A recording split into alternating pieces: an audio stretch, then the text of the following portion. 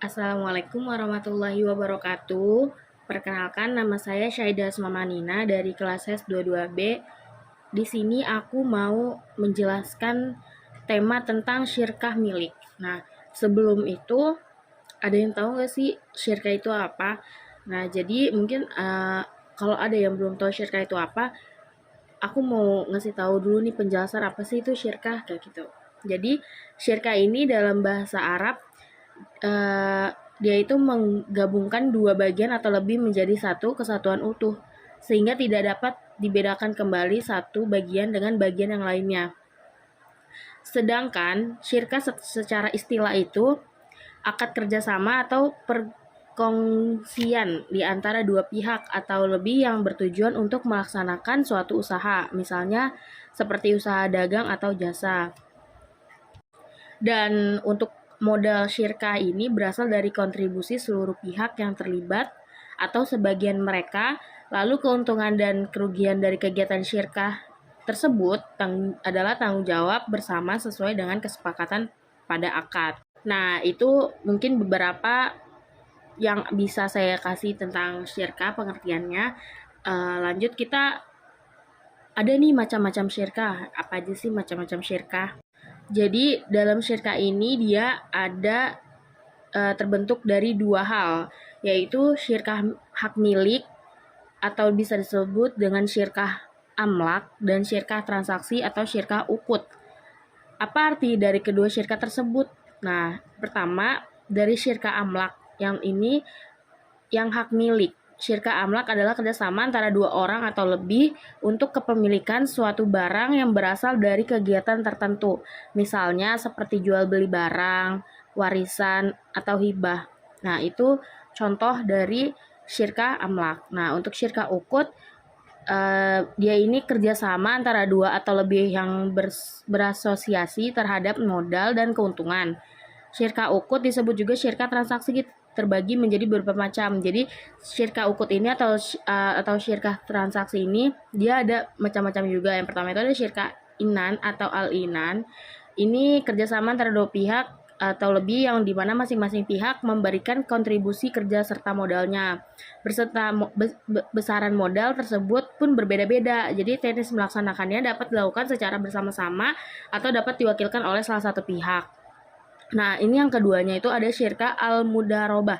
Jadi, dia ini perjanjian dalam kerjasama bisnis antara satu sisi dari kapital dan sisi lainnya dari usaha personal.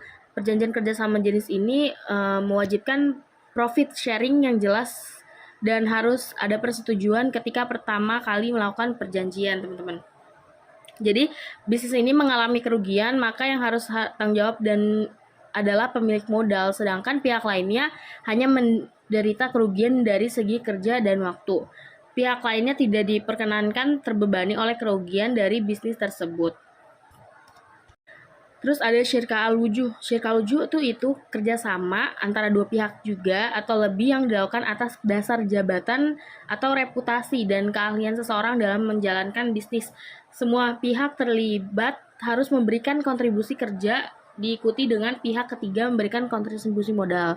Nah, jadi keuntungan yang diperoleh dari bisnis kerjasama syirkah wujuh tersebut dibagikan secara proporsional dengan sesuai dengan kesepakatan yang telah ditentukan.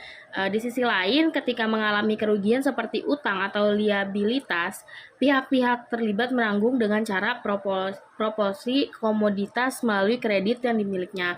Nah, selanjutnya ini ada syirkah abdan atau al-abdaan. Syirkah ini wujud kerjasama bisnis antara dua pihak atau lebih yang setiap pihaknya hanya memberikan kontribusi kerja, yaitu keahlian. Kontribusi tersebut dapat berupa pemikiran atau fisik.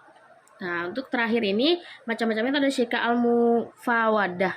Jadi ini kerjasama bisnis di mana masing-masing pihak terikat kontrak perjanjian untuk memberikan modal yang setara, namun dengan syarat keuntungan dan kerugian dibagi sama rata, teman-teman. Jadi setiap pihak yang tanggung bertanggung jawab atas kafalah dan wakalah bersama-sama.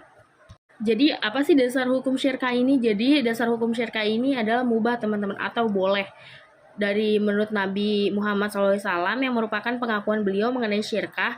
Ketika beliau diutus menjadi seorang nabi, manusia pada masa itu sudah melakukan kegiatan muamalah, yaitu dengan cara syirkah, dan Nabi Muhammad SAW memperbolehkan hal tersebut, teman-teman. Nah, mungkin sini aku mau ngasih contoh syirkah dalam kehidupan sehari-hari. Misalkan Arya dan Rifki ini adalah dua orang yang dipercaya oleh seorang pedagang motor. Dalam suatu kondisi, mereka membeli motor dari pedagang tersebut secara kredit. Nah, si Arya dan Rifki membuat kesepakatan bahwa masing-masing dari mereka memiliki 50% dari motor yang dibeli tadi. Kemudian, mereka menjual lagi motor tersebut, lalu hasil dari penjualan motor tersebut hanya diambil keuntungannya saja, teman-teman. Selanjutnya, keuntungan tersebut dibagi dua dan keuntungan pokok dikembalikan kepada pedagang untuk membayar kredit motor sebelumnya. Nah, itu pembahasan lengkap mengenai pengertian syirkah. Mungkin cukup sekian dari aku. Wassalamualaikum warahmatullahi wabarakatuh. Terima kasih.